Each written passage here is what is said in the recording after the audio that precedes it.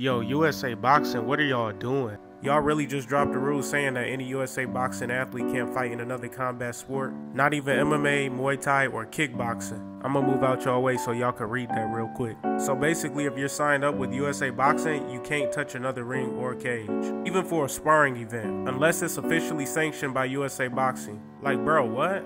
That's wild. You mean to tell me a fighter can't go sharpen their skills somewhere else without risking a suspension?